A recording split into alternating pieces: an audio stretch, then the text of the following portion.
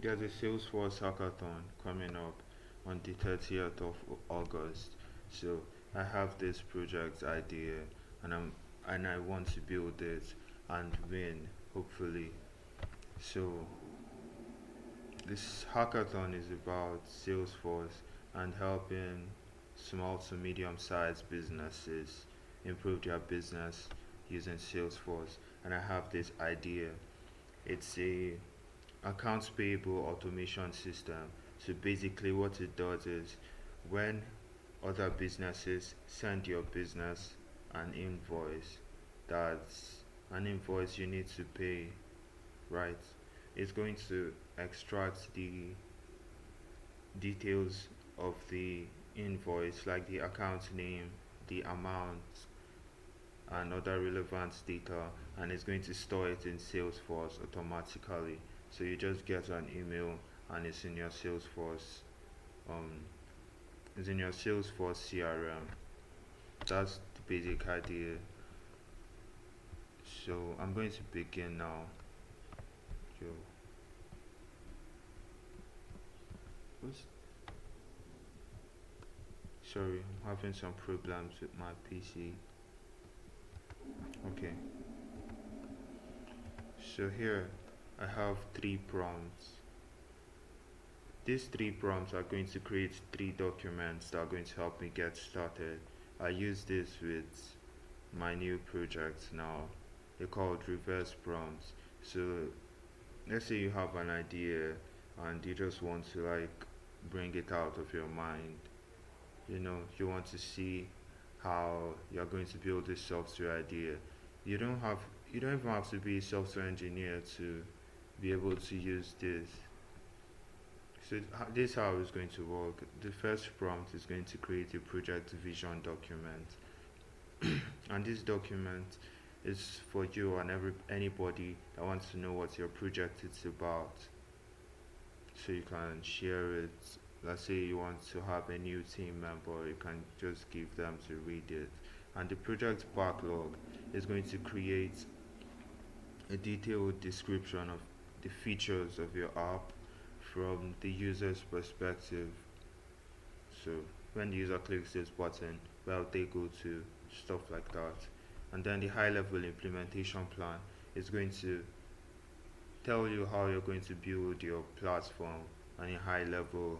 So it's not going to go into code and how and the logic, but it's going to tell you how you're going to build it and everything you might need. So let's say you want to use um, you're an email service, right? You might want to use Gmail. So this is going to tell you to build this project, or you need to use Gmail, or you need to implement Apple sign in. Basically, if you need to interface with other platforms like Google, Apple, this is going to tell you that, because as you're starting your project you might not know, and these language models have a lot of knowledge. So we can use prompts like this to leverage them. So I'm going to be using Grok because Grok has worked best for me. Also Gemini, but Grok just lets me download the documents after I finish, so I don't have to copy and paste. So this is the project vision prompt. I'm just going to copy and paste it.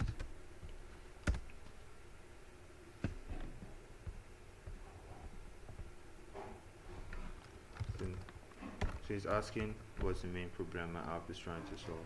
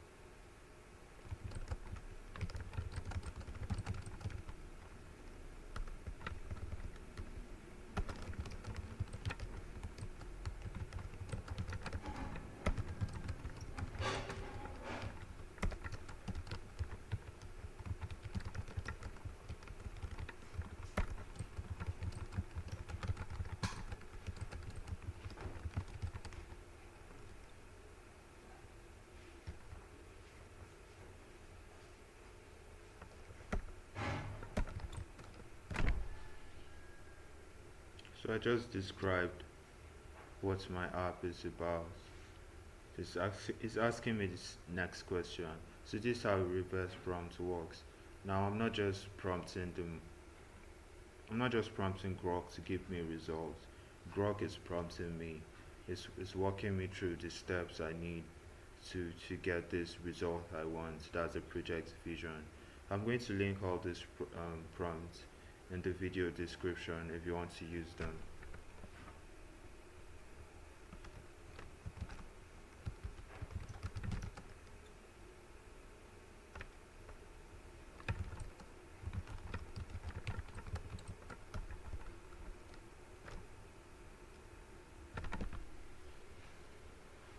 She's asking for the ideal user of this app.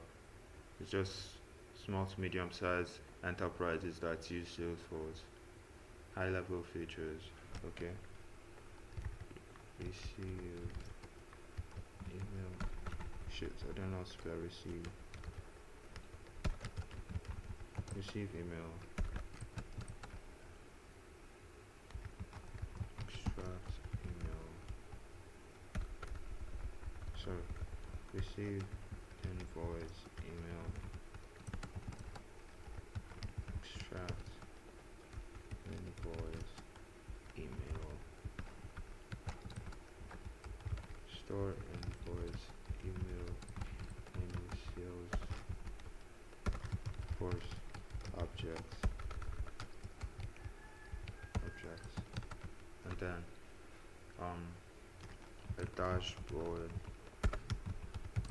to see extracted invoices. That's all. Project is pretty easy.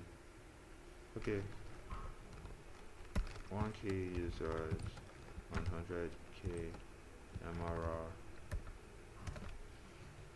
So this project will be successful if we get 1,000 users and $100,000 monthly recurring revenue.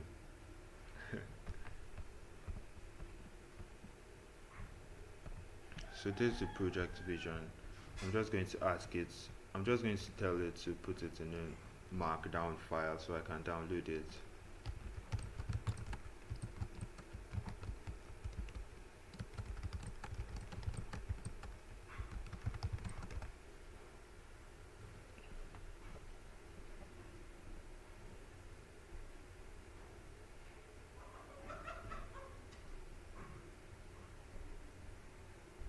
Okay, open the document, Grok.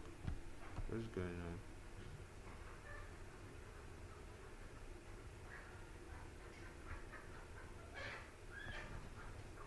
on? Alright, I have the document here. I'll just download it. Next is the project backlog. Now this is a high level description. Now this is a description of your app's features from the user perspective. So you need this, especially when you don't know what your platform's features are going to be. Because now I just told Grok what is in my mind with the project vision document that I just made, but the project backlog is going to give me a detailed description of my app's features, right? So when the user clicks this, what are they going to see? Where is it going to lead them next? That's what the project backlog is going to give me. So I'm just going to open this, copy it, paste it in Grok, and it's going to give me all of those. I think it's pretty cool. Load. Slow network, stop. I don't have time.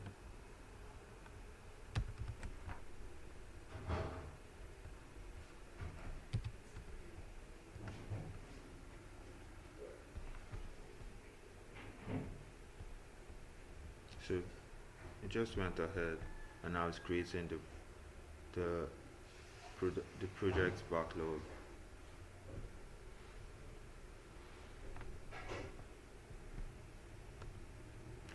As you can see, invoice email reception. This is the first feature. as an SME user, I want the apps to automatically detect and receive invoice emails so that I don't have to manually forward them. As an SME user, I want the app to filter out non-invoice emails so that only relevant emails are processed. So you see, after we read all of this, we know exactly what to implement. Filter out non-invoice emails. So I have to create a feature or a function in the application to filter out non-invoice emails. So it just makes building and coding easy. So I have a bunch here. I'm just going to download this and then create the last document, that is the project, the high level implementation. Now this is the last document I'm going to create.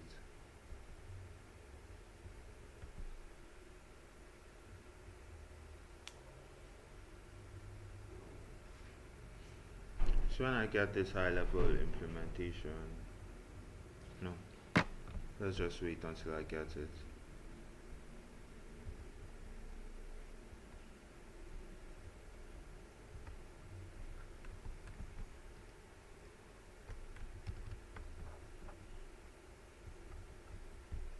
So with this document now, so this is a prompt. It's called a high level implementation plan. This is a prompt. It's called a high level implementation plan. And when I prompt an LLM like Grok or Gemini, I'm using Grok now because I want to, and it has worked best for me. So when I prompt Grok with this, it's going to create a it's going to tell me how I need to build my app on a high level, all the steps I need to take using the features from the product's backlog is created using the last prompt. So with this, it's going to tell me what I need to implement this and all the platforms I need to interface with, if there are any. So let's say I'm building a website and I need Google Analytics. It's going to tell me I need Google Analytics to build this website.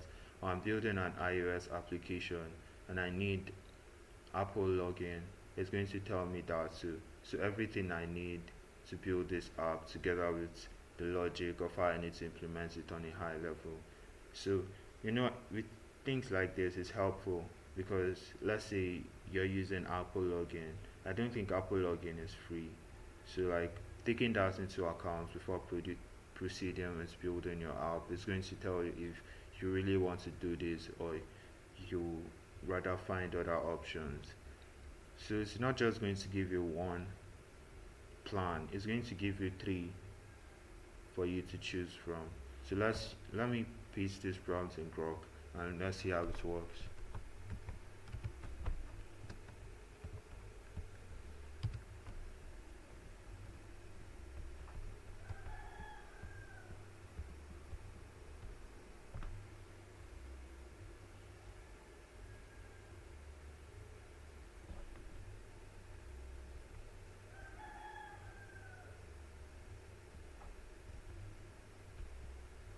The sun is out now and it's making my video bad. Shit. Okay. So you can see here we have plan A, plan B, and plan C. So it gave me three plans on how I can build this and the dependencies I need to use. So for the front end, let's go to plan A. A single unified code base houses all your app components, email processing, AI and optical character recognition for invoice extraction, salesforce integration and dashboard UI built with a framework, e.g. Django with Python. It runs on a single server with relational databases, Postgres, e.g. Postgres SQL. The app processes incoming emails, extracts invoice data using an optical character recognition library, stores data in Salesforce via its API, and serves a dashboard through a single front end. So now from this, I understand that one way to build this app is to use a framework, e.g. by Django and Python. I think I need to add to modify this prompt so it gives me the specifics, the specific framework I need to use. So it doesn't say e.g. Django and Python. Instead, it's going to say use Django with Python. I'll do that after this video so we don't get confused. So Django and Python, right? That's the first plan. Use Django and Python to build the framework. So Django is a back-end framework and Python is just a programming language. And a relational database like Postgres, SQL,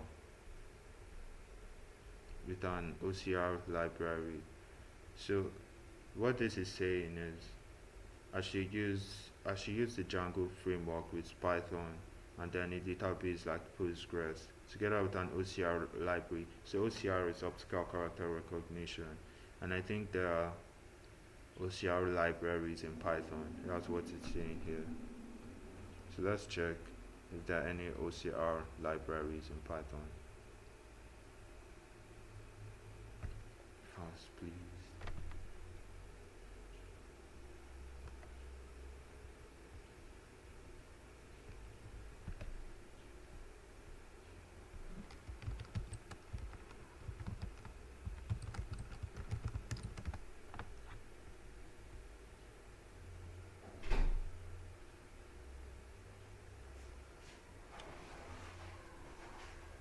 Awesome. So you can already see that we got some results here. Easy OCR and doctr. So yes, this is exactly what the first plan is about, using Python with an OCR library. And Django is a backend framework, but you can also build the front end with it. I don't like this plan. To be honest, whatever this would have given me, I would have still used Next.js for the front end and Fast API for the back end, regardless of what it had given me. But I'm going to choose the plan I like best and then change the back end and front end framework to Fast API and Next.js. So let's go to the next plan. The microservices architecture. The app is split into independent services. Email service, so it receives emails and filters them. The OCR service extracts invoice data. The salesforce service handles data storage, and the dashboard service. I think I like this approach. Sorry, excuse me. Each service runs in its own container, e.g. Docker, and communicates via APIs. Wow, this is exactly what I need. I don't even need to read Plan C. Front end, React and Tailwind. Can just replace that with Next.js. Back end, Node.js.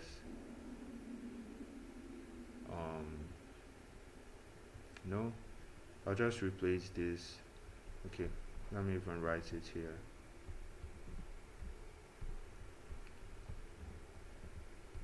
Let me finish reading first.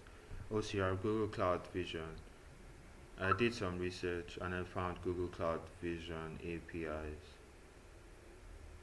So this is a service created by Google. So if you want to implement optical character recognition in your application. Sorry, I've been saying this term, I've not explained this. So optical character recognition, OCR, is just using AI or machine learning to extract text from image formats, not just images, but from non-text formats like PDFs. No, PDF is a text format, but you get the gist. Let's just say images. So using artificial intelligence and machine learning to extract text from images, that's basically OCR.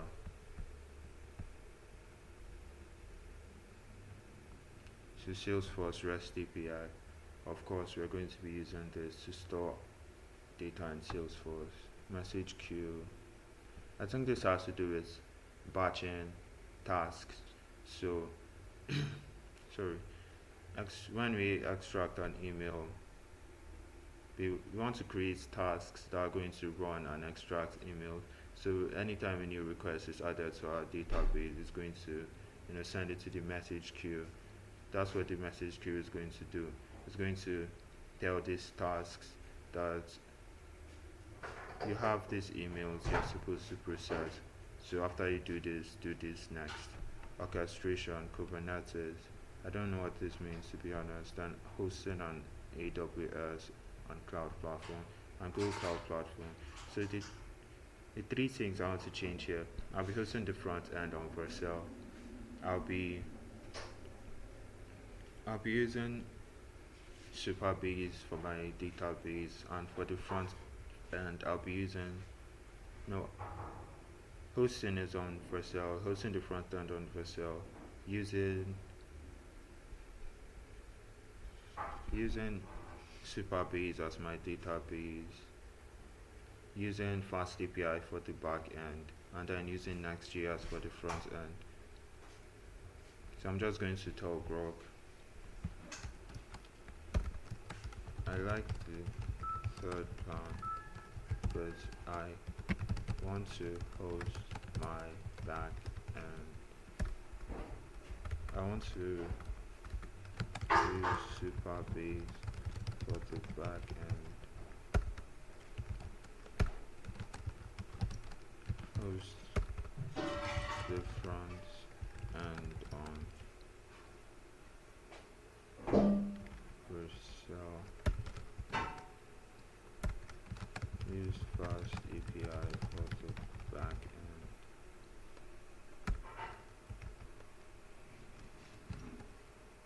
And use Next.js for the front end.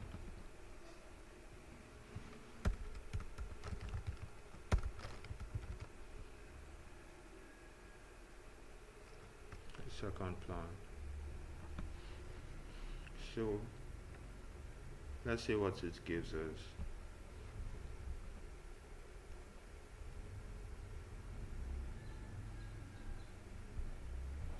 Alright, this is awesome. So if you are new to software engineering and you're just starting a project, I think using prompts like this are going to help you just get started. It just helps you see what your project is about, and if you even be able to build it right. So like I've been coding for the past 3 years now, so I know a bit about some of these things, like the platform I want to host on, and the services I rather use, like for my database and back end frameworks. But if you don't, you can ask questions. Join tech, join programming and tech forums and Reddit and Discord. Just hang out with developers, even though you don't know how to code yourself. Or let's say you're just writing code with language models like Gemini or Claude. You can join these forums, so you get to see how people are actually building stuff in the real world, because sometimes these LLMs can give you things you might not actually be able to use. So this is where I'm going to end for today. I'm going to continue building the project for the hackathon tomorrow, and tomorrow I'll go into writing actual code. So I think the first thing I need to build tomorrow will be the email extraction, the email capturing feature. So that's what I'm going to continue with tomorrow. See ya tomorrow, hopefully. Bye.